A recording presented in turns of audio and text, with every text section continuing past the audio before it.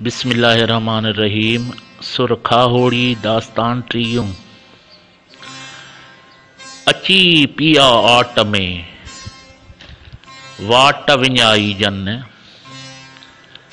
उए बसीर बरन में अंधा थियो उभन। कनन आडियूं ताड़ियूं गुंगन जीअं घुमन।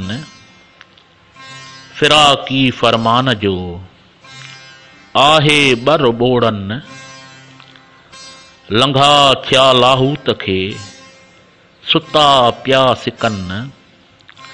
खपत खाहोड़ियन आह उथी पिए न लहे। ॾिसी डोरें डूंगरें वाट विञाई जन। को रंदा की परूड़ियो रंदु न से रिढ़न। ॿेई दार दयूं कयो पीरत तां न पुछन। धूड़ पिरियां लय ढार कयो वेचारा विझन। ख़बर खाहोड़ियन आहे लिख लाहूत जी। जितन पखीअ पेर तित टिमके बाहिड़ी। ॿियो ॿारींदो केरु खाहोड़ कीअ खेर रे। वेझो वऊं वाट खे कहज ॾांह कुवाट। उझी मंझां आट आदेसी थी आओ तूं। उझी मंझां आट अवेसी थी आओ तूं। कुपेरीअ में पेरो कनी पातो पेरिए। जियां मुंझण माण्हूए सॼण तियां ई सैर।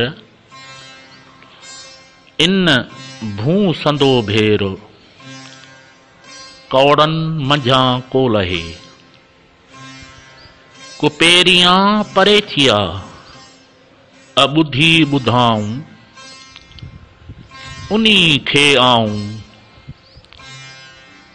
हींअर ॾिसी आइयो। उनी खे आऊं हींअर ॾिसी आइयो। सूंहप में सप घणा मुंझण न माखी होए।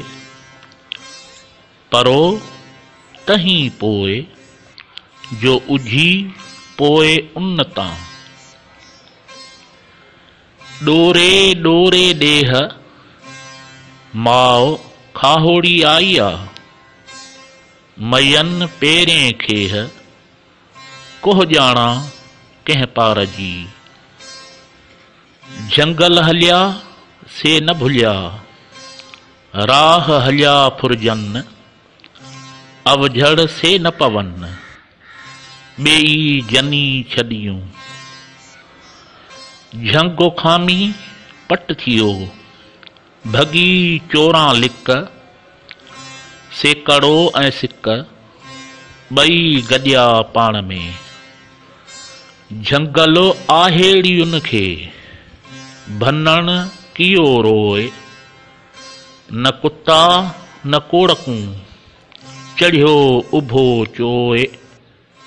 हाणे हिना पोइ लॻी लूठो न थियां। झंगल आहेड़ियुनि खे भनण कयो रूंदो। न कुता न कोड़कूं चढ़ियो उभो चूंदो। हॾ ही न हूंदो इन्हा पोइ आलम में। हॾ ही न हूंदो इन्हा पोइ आलम में। कुत्ता न कुकार न से सॾ शिकारियें। पिटियो खणे पार झंगल आहेड़ियुनि खे। वर सां सुञी वेढ़ जिते सॼण हेकड़ो। सो माॻु ई फेर जिते कूड़ को माण्हूए।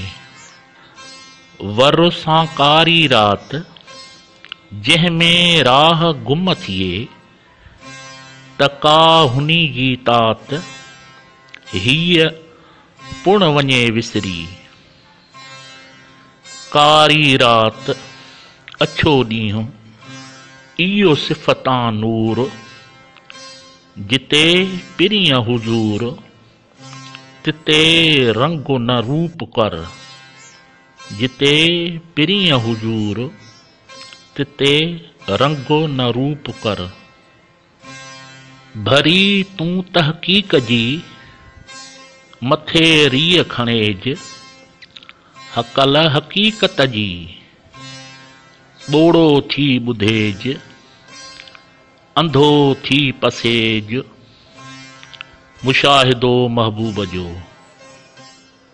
ॾूंगरे ॾिसजन अॼु पुण रुयूं उन जियूं, ॾोथीअड़ा ॾुथ खे अण आणिए न अचनि।